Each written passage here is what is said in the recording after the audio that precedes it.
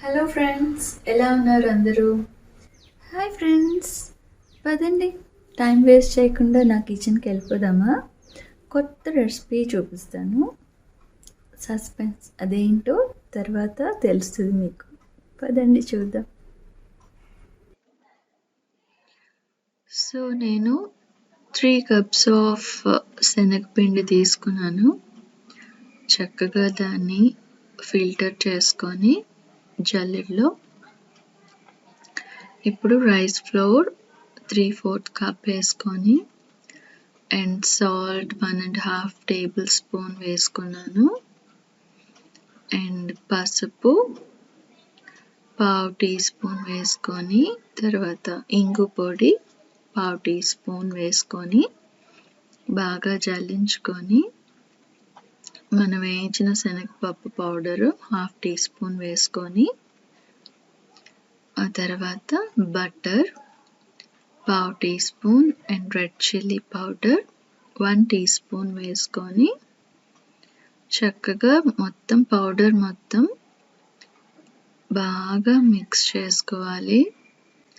So that అన్ని ingredients mix అయిపోయిన తర్వాత కొద్దిగా వాటర్ వేసుకొని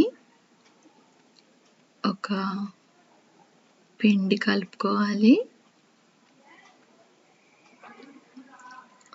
నార్మల్ వాటర్ తోటే కలపచ్చు.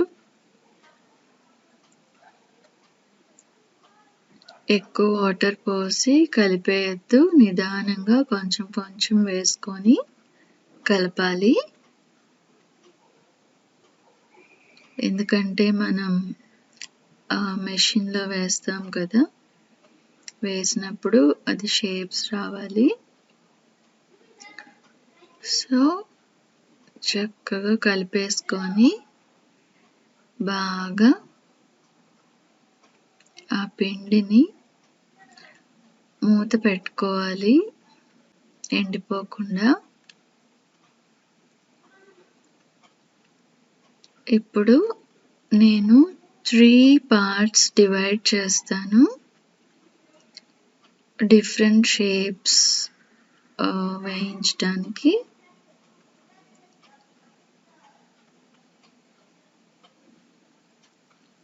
చాలా ఈజీగా మనకి ఒకేసారి డిఫరెంట్ షేప్స్ సేవ్ చేసుకోవచ్చు. ఇక్కడ నేను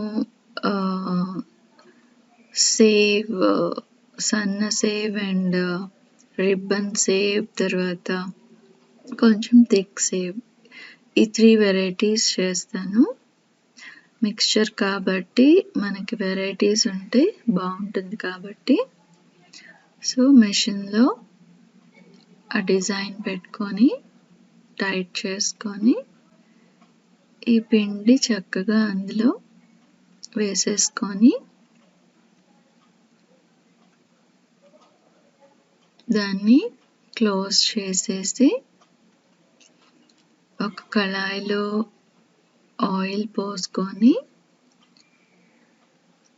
అది కొంచెం హీట్ అయిన తర్వాత ఇప్పుడు సేవ్ చక్కగా వేసేసుకొని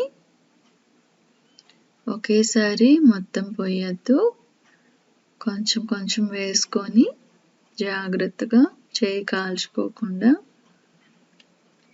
అది ఫ్రై అయిన తర్వాత ఒకసారి తిప్పుకొని ఆ బబుల్స్ అన్నీ తగ్గిపోయిందంటే ఆ సైడ్ ఫ్రై అయినట్టు లెక్క.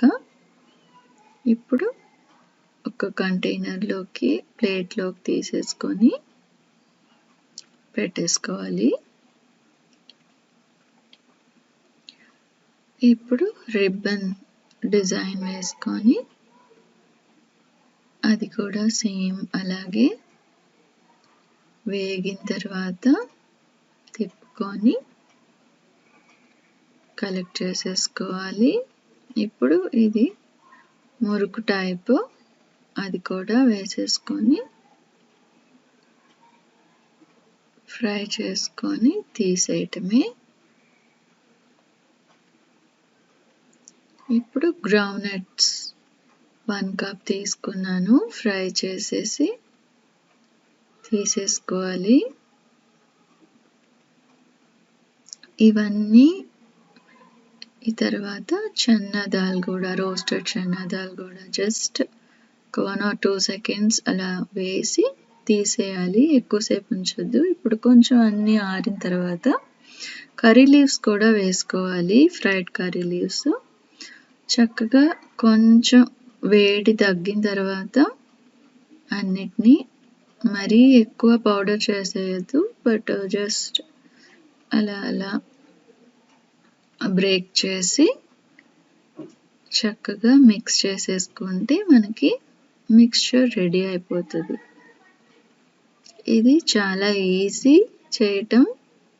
మీరే ఇంట్లో మిక్స్చర్ చేసుకొని చక్కగా ఎంజాయ్ చేయొచ్చు.